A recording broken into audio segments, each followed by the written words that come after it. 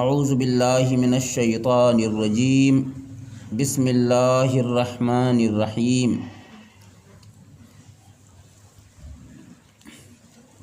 یا ایہا الذین آمنوا ان جاءکم فاسق بنبأ فتبینوا ان تصیبوا قوما بجہالۃ فتصبحوا علی ما فعلتم نادمین واعلموا ان فیکم رسول اللہ لو یطیعکم فی کثیر من الامر لعنتم ولکن اللہ حبب الیکم الایمان وزینہ فی قلوبکم وکرہ الیکم الکفر والفسوق والعصیان اولئک هم الراشدون فضلا من اللہ ونعمہ واللہ علیم حکیم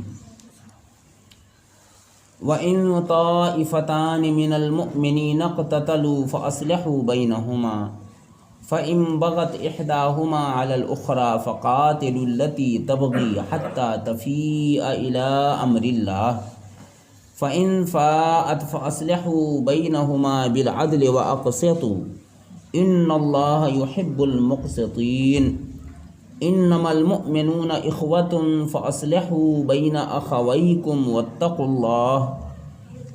الله لعلكم ترحمون صدق اللہ العظیم۔ برادران اسلام، حاضرین مسجد، السلام علیکم ورحمۃ اللہ وبرکاتہ۔ ابھی میں نے قرآن پاک کی سورہ حجرات سے یہ چند آیات کریمہ آپ حضرات کے روبرو تلاوت کرنے کا شرف حاصل کیا۔ اس میں اللہ تبارک و تعالی فرماتے ہیں، ان آیات کریمہ کا ترجمہ یہ ہے، یا ایھا الذین آمنوا ان جاءکم فاسق بنبأ فتبینوا، اے ایمان والو، اگر کوئی بن بھروسے کی طبیعت والا آدمی تمہارے پاس کوئی خبر لے آوے تو اس کی تحقیق کر لیا کرو۔ ان تصیبوا قوما بجہالۃ فتصبحوا علی ما فعلتم نادمین، کہیں ایسا نہ ہو کہ بے خبری نادانی میں کسی قوم پر جا پڑو، پھر تم کو اپنے کیے پر ندامت ہونے لگے۔ دوسری آیت کریمہ کا ترجمہ، وَاعْلَمُوا أَنَّ فِيكُمْ رَسُولَ اللَّهِ، اور جان لو کہ تم میں اللہ کے رسول صلی اللہ علیہ وآلہ وسلم تشریف رکھتے ہیں۔ اگر وہ لو یطیعکم فی کثیر من الامر لعنتم، اگر وہ بہت سی باتوں میں تمہارا کہنا مان کر چلیں تو تم بہت مشکل میں پڑ سکتے ہو۔ ولیکن اللہ حبب الیکم الایمان، لیکن اللہ کا یہ تم پر فضل ہے کہ اللہ نے تمہارے دلوں میں ایمان کی محبت عطا فرمائی، وزینہ فی قلوبکم، اور ایمان سے تمہارے دلوں کو زینت بخشی، وکرہ الیکم الکفر والفسوق والعصیان، اور کفر، نافرمانی اور گناہ کے کاموں سے تمہاری طبیعت میں کراہیت، نفرت ڈال دی۔ اولئک هم الراشدون، ایسے لوگ بہت ہی بھلے لوگ ہیں۔ فضلا من اللہ ونعمہ، اللہ کا یہ بڑا فضل اور بڑی نعمت ہے۔ واللہ علیم حکیم، اور اللہ علم والا اور دانشمند ہے۔ وَإِن طَائِفَتَانِ مِنَ الْمُؤْمِنِينَ اقْتَتَلُوا فَأَصْلِحُوا بَيْنَهُمَا، ایمان والوں کے دو جتھوں میں کبھی ٹکراؤ ہو جائے تو ان کے درمیان صلح صفائی کی کوشش کرو۔ فَأَصْلِحُوا بَيْنَهُمَا، صلح صفائی کی کوشش کرو۔ فَإِن بَغَتْ إِحْدَاهُمَا عَلَى الْأُخْرَى، اگر ان دونوں میں سے، دونوں گروہوں، دونوں جتھوں میں سے کوئی ایک زیادتی کرے تو پھر زیادتی کرنے والی جماعت سے لڑو۔ فَقَاتِلُوا الَّتِي تَبْغِي، زیادتی کرنے والی جماعت سے لڑو۔ حَتَّى تَفِيءَ إِلَىٰ أَمْرِ اللَّهِ، یہاں تک کہ وہ اللہ کے حکم کی طرف رجوع ہو جائے۔ فَإِن فَاءَتْ فَأَصْلِحُوا بَيْنَهُمَا بِالْعَدْلِ وَأَقْسِطُوا، پھر اگر وہ اپنی روش درست کر لے تو دونوں میں عدل اور انصاف سے صلح کرا دو، اور انصاف کا خوب خیال رکھو۔ ان اللہ یحب المقسطین، بے شک اللہ تعالی انصاف کرنے والوں سے محبت فرماتا ہے۔ انما المؤمنون اخوہ، بے شک ایمان والے آپس میں بھائی بھائی ہیں، فاصلحوا بین اخویکم، اپنے بھائیوں میں صلح قائم رکھو۔ ایمان والے آپس میں بھائی بھائی ہیں، بے شک ایمان والے آپس میں بھائی بھائی ہیں، فاصلحوا بین اخویکم، اپنے بھائیوں میں صلح قائم رکھو، اور اللہ کا بہت لحاظ رکھ کر اس سے ڈرو، واتقوا اللہ لعلکم ترحمون، اور اللہ کا بہت لحاظ رکھ کر اس سے ڈرو تاکہ تم پر رحم کیا جائے۔ یہ آیات کریمہ ان کی تلاوت کی گئی اور ان کا یہ ترجمہ آپ حضرات کے روبرو پیش کیا گیا۔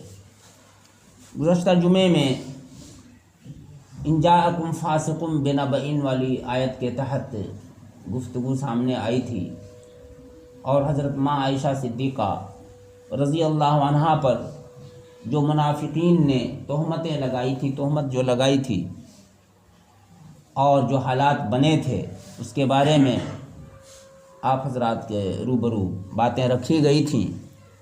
اور پھر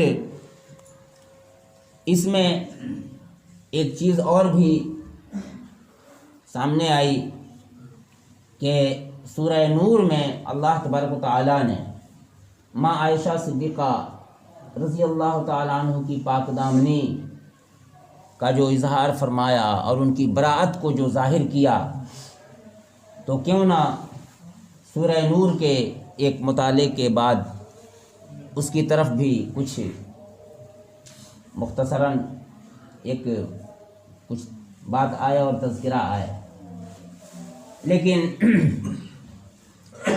کچھ طبیعت کی ناسازی کی وجہ سے اس طرف توجہ نہیں ہو پائی۔ ابھی میں نے دیکھا تفسیر کے اندر تھوڑی تفصیلی بات ہے، تو انشاءاللہ الرحمن اس کا میں اس ہفتے مطالعہ کروں گا، اور پھر اگلے جمعے میں اس سلسلے میں بات آئے گی کہ ماں عائشہ صدیقہ رضی اللہ عنہا پر جو تہمت لگی تھی، کیسے کیسے کیا حالات پیش آئے تھے، اور اس کی مختصر سی باتیں تو آپ حضرات کے سامنے آ چکی ہیں، لیکن مناسب یہ ہے کہ کچھ تفصیل اس کی آئے۔ رہی بات یہ کہ وہ جو آیت تھی کہ کوئی بھی مسئلہ ہو تو تحقیق کر لیا کرو، اسی عنوان کے تحت وہ واقعہ پیش آیا اور اس کو میں نے ذکر کیا۔ اگلی آیت میں اللہ تبارک و تعالیٰ نے ارشاد فرمایا ہے، وَاعْلَمُوا أَنَّ فِيكُمْ رَسُولَ اللَّهِ، کہ اے مسلمانوں تم اس بات کو جانو کہ تمہارے درمیان اللہ کے رسول ہیں۔ تو اللہ کے رسول جو ہوا کرتے ہیں وہ بھی انسان ہوتے ہیں، وہ بھی آدم کی نسل سے ہیں، ان کی بھی ضروریات زندگی ہیں، وہ بھی ہمارے ساتھ رہنا سہنا، کھانا پینا، چلنا پھرنا یہ سب ہوتا ہے۔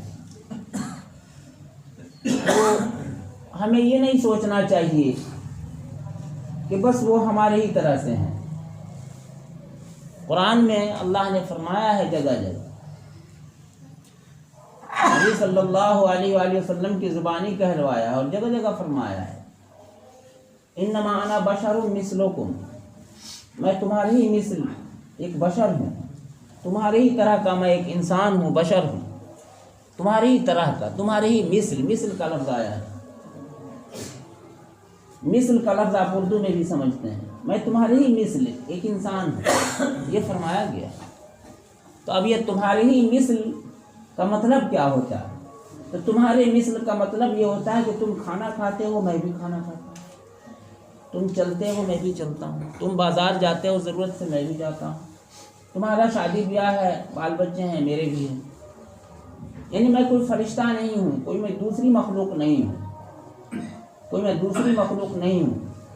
اللہ کے بعد کوئی ایسی مخلوق نہیں کہ بہت بڑا مرتبہ اس کا ہو اور پھر اس کی بھی پوجا اور عبادت ہونے لگے، ایسا کچھ نہیں ہے۔ میں تمہاری طرح کا ایک انسان ہوں۔ تو تمہاری طرح کا انسان ہونے کا یہ مطلب ہوا، لیکن اب اس کا یہ مطلب نہیں ہوا کہ جب ہماری ہی طرح کا انسان ہے تو ہم آپس میں جیسا ایک دوسرے سے برتاؤ رکھتے ہیں تو ویسا ہی برتاؤ ہم رکھنے لگے. یہ مطلب ہرگز نہیں، یہ مطلب ہرگز نہیں. اس کی تشریح ساتھ ہی ساتھ اس آیت کریمہ میں اللہ نے فرما دیا قُلْ إِنَّمَا أَنَا بَشَرٌ مِثْلُكُمْ يُوحَىٰ إِلَيَّ، میں تمہاری طرح انسان ہوں.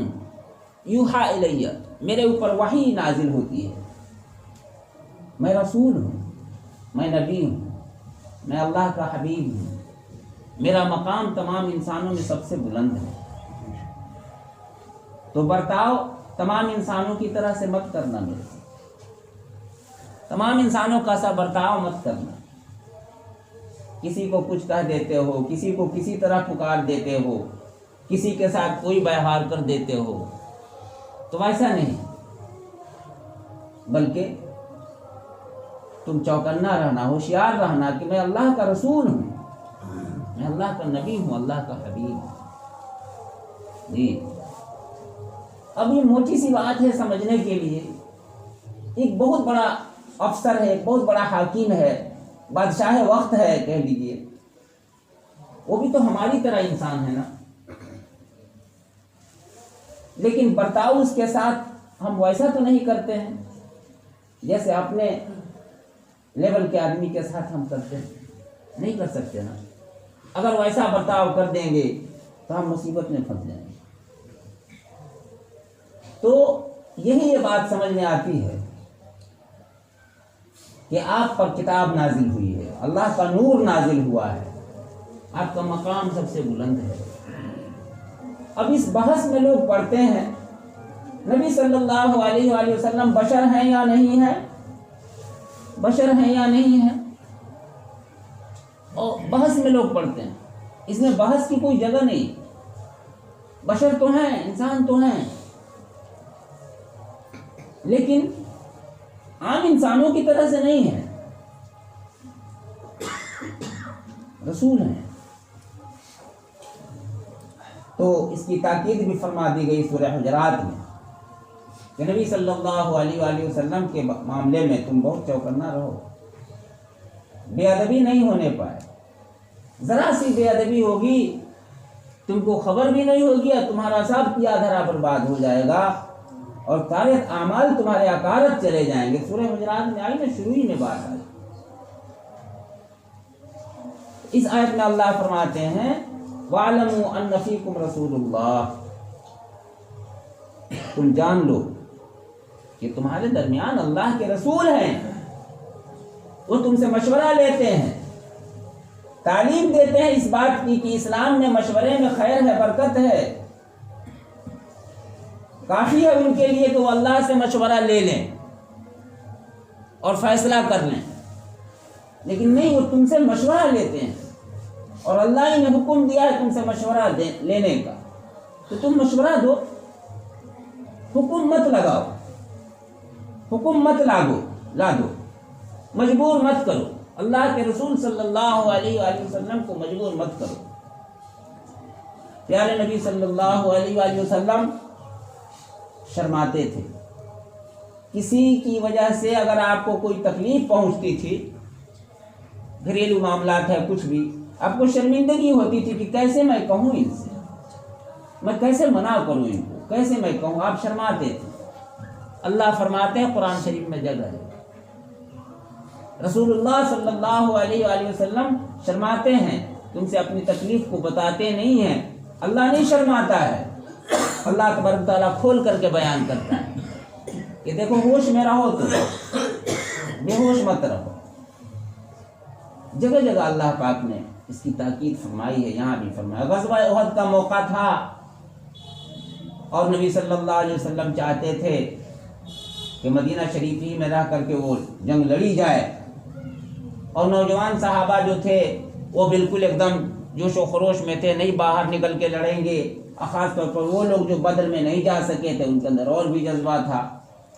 اب وہ اپنا مزاج اور اپنی چاہت اور اپنا وہ دیکھ رہے تھے، اندر کا تقاضا ان کو جو ہے نا یہ اس پر اصرار پر قائم کیے ہوا تھا. حضور صلی اللہ علیہ وآلہ وسلم کو नागवारी हो रही थी इस बात से। लेकिन आपने देखा उनको, आप अंदर तशरीफ़ ले गए, ज़रा पहन करके आए, और ठीक है, जो अज़ीमुल मर्तबत जो सहाबा किराम थे पुराने, उन्होंने देखा कि रसूलुल्लाह सल्लल्लाहु अलैहि वसल्लम को तकलीफ़ हुई। आपने ज़ुबान से कुछ नहीं कहा, लेकिन चेहरे से इसका अंदाज़ हो जाता है, महसूस कर लिया उन्हें तकलीफ़ हुई। उन्होंने कहा या रसूलल्लाह माफ़ फरमा दीजिए, और जो आप हुक्म फरमाएं वही होगा।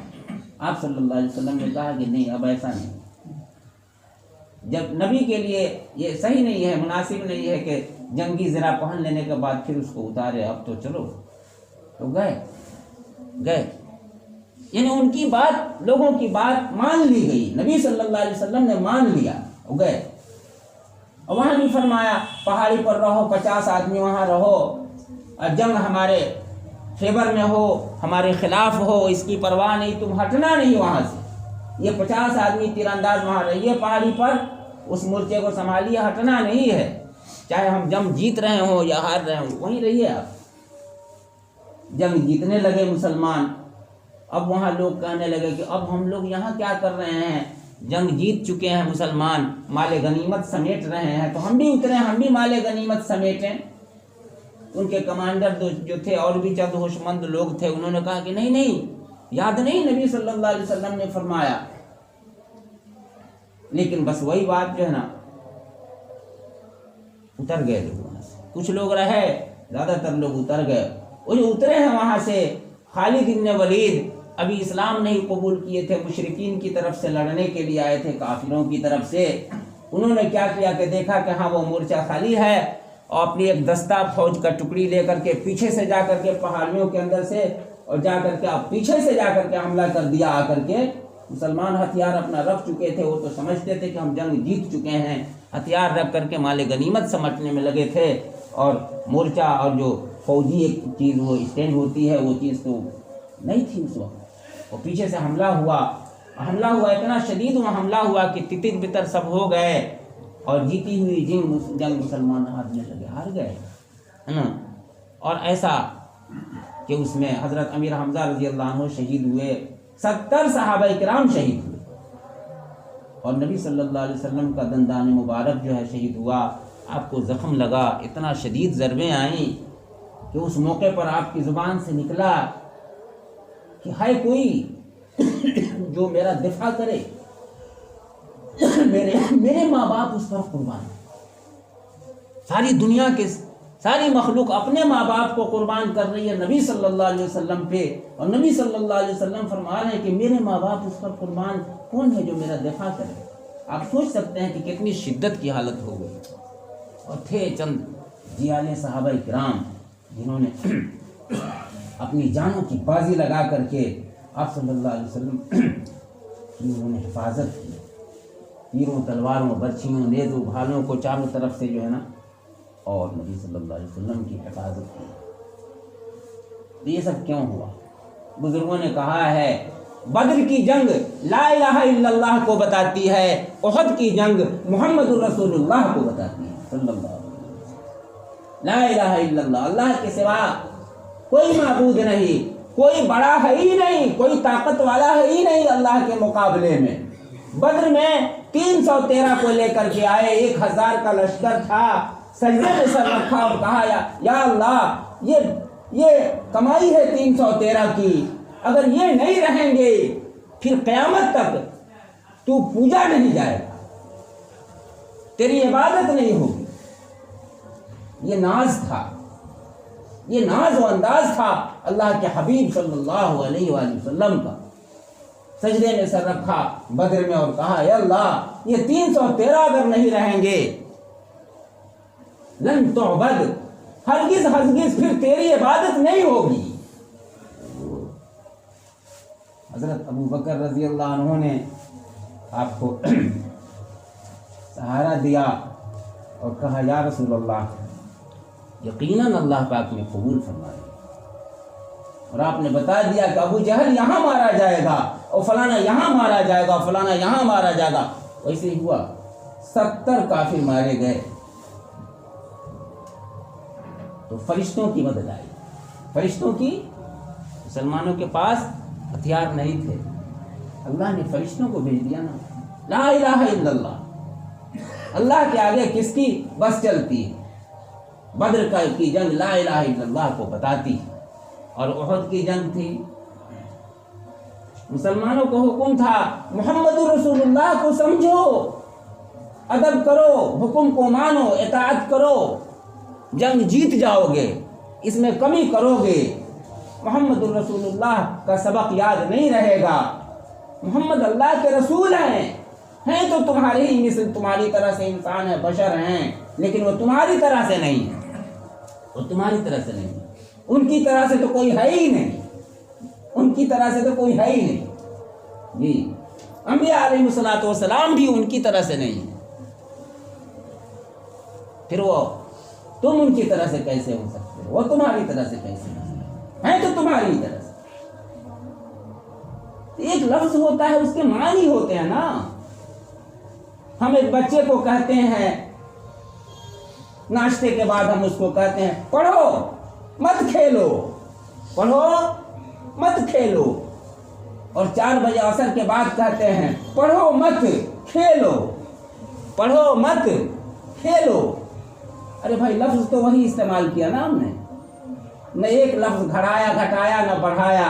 اب دیکھ لیجیے سیم لفظ استعمال کیا ہے، اور دونوں کا معنی فرق ہے کہ نہیں آسمان اور زمین کا. پڑھو مت کھیلو، پڑھو مت کھیلو، فرق ہو گیا نا. ایک میں پڑھنے کا حکم دیا جا رہا ہے، ایک میں کھیلنے کا حکم دیا جا رہا ہے. لفظ تو ایک ہی ہے، الفاظ کے معنی ہوتے ہیں، لیکن الفاظ کے معنی اس وقت متعین ہوتے ہیں جب اس کا انداز جو ہے نا اس کا معنی کی متعین کرتا ہے، انداز متعین کرتا ہے. جی ہے نا. تو دل بھی دیکھتے ہیں اللہ تبارک و تعالیٰ. بندوں سے اگر قصور ہو جاتا ہے تو اللہ دل دیکھتے ہیں، معاف کر دیتے ہیں اللہ پاک. اونٹ گم ہو گیا تھا ساز و سامان کے ساتھ، اب موت نگاہوں کے سامنے دکھ رہی تھی بندے کو، اور اس نے جب دیکھا کہ اب موت کے انتظار میں، دیکھا کہ ہمارا اونٹ چلا آ رہا ہے ادھر سے، اور سب ساز و سامان پانی وانی کھانا سب لدا ہے، خوشی سے پھولا نہیں سمایا. کہتا ہے اے اللہ، اوہ تجھے مجھ سے کتنا پیار ہے، تو میرا بندہ ہے اور میں تیرا خدا ہوں. وہ اتنا خوش ہوا کہ اس کو ہوش ہی نہیں رہا کہ میں کیا کہہ رہا ہوں. اس کی خوشی کا ایسا عالم تھا. پیارے رسول اللہ صلی اللہ علیہ وسلم فرماتے ہیں کتنا خوش تھا وہ کہ الٹا کر دیا. تو اللہ نے اس کو گنہگار نہیں کیا، اللہ کو بڑا پیار آیا اس پر، بڑا پیار آیا اس پر. جتنا پیار آیا جب بندہ گناہ کر کے پھر توبہ کرتا ہے نا، تو اس سے بھی زیادہ اس بندے پر اللہ کو پیار آتا ہے. یہ اللہ کا معاملہ ہے. با خدا بے ہوش باش و با محمد ہوشیار. اللہ کے ساتھ بے ہوش ہو جاؤ، لیکن محمد صلی اللہ علیہ وآلہ وسلم کے معاملے میں ہوشیار ہو. پھونک پھونک کر قدم رکھو، پھونک پھونک کر قدم رکھو. تو فرمایا جی تو وہاں جنگ ہار گئے. مطلب ہار کیا گئے؟ شہادتیں ہوئی، 70 شہادتیں ہوئی. اور پھر تو ہے نا، ارے مومن کی تو چت بھی اپنی ہوتی ہے اور پٹ بھی اپنی ہوتی ہے. مومن کی چت بھی اپنی، پٹ بھی اپنی، دین بھی اور دنیا اور آخرت دونوں تو مومن کے لیے دین ہے. ربنا آتنا فی الدنیا حسنہ وفی الآخرۃ حسنہ وقنا عذاب النار. مومن کے لیے کیا ہے؟ یہ دنیا ہو یا آخرت ہو، دونوں تو اس کے لیے دین ہے. دنیا میں تو بھیجا ہی گیا ہے دین کے لیے. الدنیا مزرع الآخرہ، دنیا آخرت کی کھیتی ہے. لو یطیعکم فی کثیر من الامر لعنتم. اگر رسول اللہ صلی اللہ علیہ وآلہ وسلم بہت سی باتوں میں تمہاری بات ماننے لگیں، تم پریشانی میں پڑ جاؤ گے، تم مصیبت میں پڑ جاؤ گے. اس لیے حکم مت چلاؤ، انداز کو سمجھو، مزاج کو سمجھو. ولیکن اللہ حبب الیکم الایمان وزینہ فی قلوبکم. لیکن اللہ نے تمہارے دلوں میں ایمان کو محبوب کر دیا ہے، تمہارے دلوں میں اس کو آراستہ کر دیا ہے. کفر فسق اور عصیان کو ناپسندیدہ تمہارے دلوں میں کر دیا ہے اللہ نے. اور ایسے جو بندے ہیں اولئک هم الراشدون، وہی لوگ رشد و ہدایت والے ہیں. اس پر یہ بات فضلا من اللہ و نعمہ، یہ اللہ کا فضل ہے، اللہ کی طرف سے اور نعمت ہے. واللہ علیم حکیم، اور اللہ ہی خوب جاننے والے اور ساری حکمتوں کو جاننے والے اللہ ہیں. کس میں کس بات میں کیا حکمت ہے، کیا مسئلہ ہے، تو اس کو اللہ جانتے ہیں. تو علماء کرام جو ہیں وہ انبیاء علیہ الصلوۃ والسلام کے وارث ہیں۔ نبیوں کا وارث علماء ہیں۔ علماء کا بھی ہمیں احترام کرنا ہے، ان کی بھی قدر کرنی ہے، عزت کرنی ہے، اور انہیں مشورہ ہم دیں گے کتاب و سنت کی روشنی میں ہی ان کو بھی چلنا ہے، لیکن ہم بات بات میں نامناسب انداز میں ان پر اپنا ہم حکم نہ چلائیں۔ یہ جو ہے نا، یہ چیز اس میں ہم کو سبق اس کا ملتا ہے۔ اللہ تعالی ہم کو اور آپ کو سمجھ عطا فرمائے، عمل کی بھرپور توفیق عطا فرمائے۔ وآخر دعوانا الحمد للہ رب العالمین۔